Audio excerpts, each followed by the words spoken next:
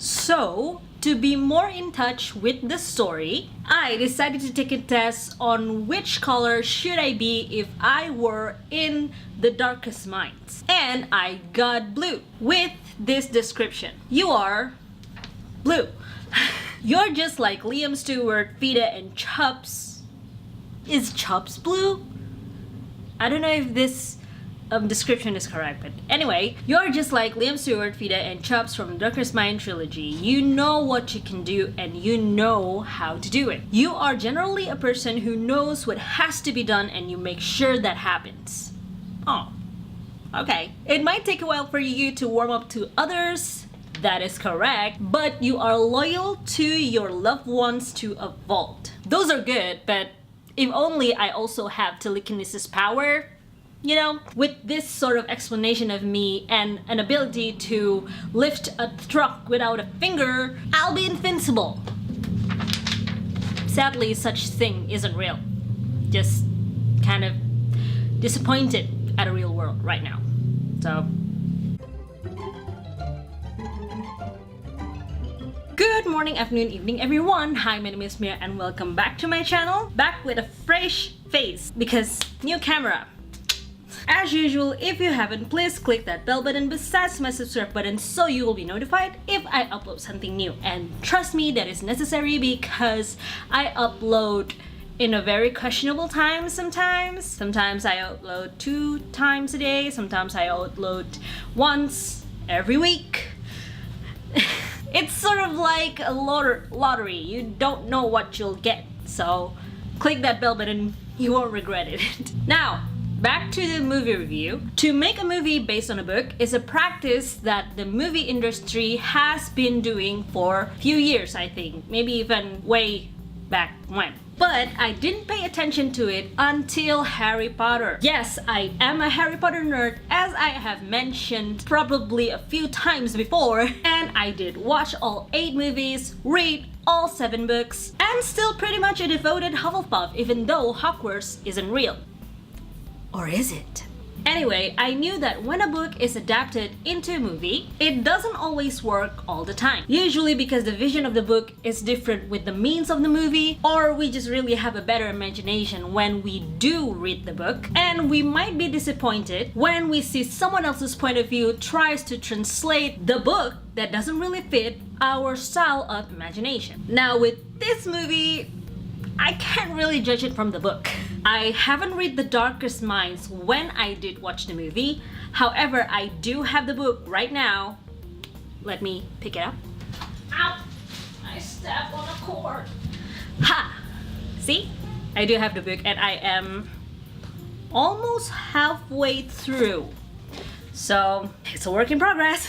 However, I did some similarities of this movie with other book adapted movies that's just, I believe the phrase is grating my cheese. I hope I phrased that right. Story starts with an outbreak that would kill most of the kids in the US, but if they're survivor, they would get special powers. Green for heightened intelligence, blue for telekinesis, yellow for electricity, orange for controlling minds or anything that involves that area, and red is well, I'll let you figure that one out, because if you haven't watched the movie or if you haven't read the book, then me telling you what red is might ruin the surprise. Green, blue, yellow is safe. At least what I think from the movie. But for orange and red, usually the kids would be killed on sight. However, one orange gifted girl named Ruby managed to convince a doctor that examined her that she is actually green. Then she went on to live as a green on a quarantine site for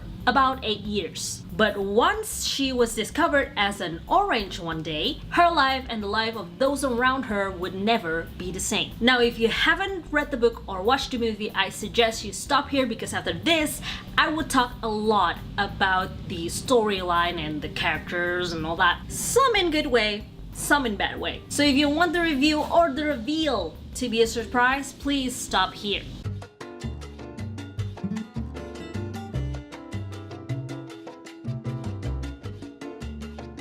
When I see the movie, my first instincts were the introduction was kind of a mess. They were talking about a fatal sickness with no cure, yet no one really knows where this sickness comes from. It was so confusing, but I just brushed that weirdness away and tried to enjoy the movie for what it is, but I cannot seem to do it. I can't seem to enjoy it. There's too many shortfall, which I will try to tell you one by one, starting from the ones that annoys me the most. There's just a lack of explanation about the sickness. Then there's so many changes in times. One point, Ruby is a child, and then the next, the sickness came, and then suddenly it was like 6 or 8 years later, I think. However, this issue is quite common for book turned into movies.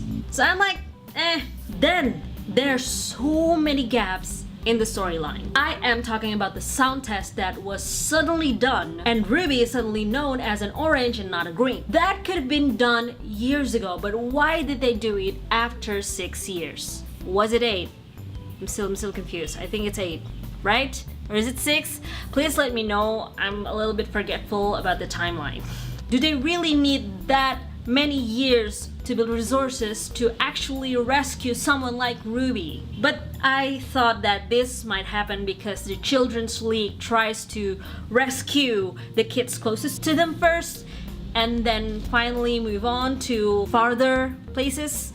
I don't know, it's just my logic, but still, it was a long time. Like, why do you need that long time? I don't know, it's weird to me. Anyway, the last weird thing that also annoys me is how come the president's son know about 4 kids that traveled by foot to their destination, and they done it without any means of communication whatsoever. How do the president's son know that they will arrive? He knows their names, he knows everything about them, but from the movie we saw, they don't make any contacts, they don't meet anyone. Like, how is that even possible? And when the 4 kids hear him talk about their journey, how come no one is, confused or question how he knows that? I don't know. It ticks me so much. However, aside from all of the things that I've mentioned, the universe, the fandom itself has a wonderful premise. The differentiation of color creates a powerful setting for all of the characters, and I can imagine myself as a part of color, which creates closeness for everyone who watches. However, in this movie, I do see the characters having their own chemistry, but the build-up was kind of too quick for me. It's like they don't have enough time in the movie to actually have the chemistry flowing. I think, and this is just my opinion, people were most disappointed when it comes to the ending. It hangs very poorly and it doesn't really solve anything, only adding more problems. But I gradually learned that this is a movie series just like Harry Potter and Percy Jackson, although the last one never really continues. So hopefully it'll be clearer when the next movie came out. And maybe it'll make more sense to me once I finish reading the book,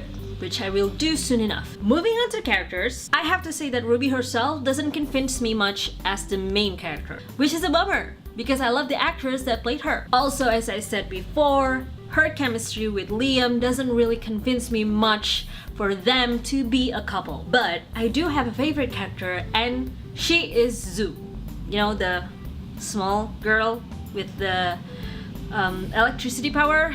She's so cute and the most memorable character to me, even though she doesn't speak a word. Now, as always, should you watch this movie, I honestly feel that you would be wasting your money if you watch this movie in the theaters. The execution is awry and the storyline moves so quick, too quick. You would notice the gaps kind of right away, but the setting and fandom is amazing. So at least there's that. If only the execution is better, then maybe everyone can enjoy it. Not only the ones who have read the book.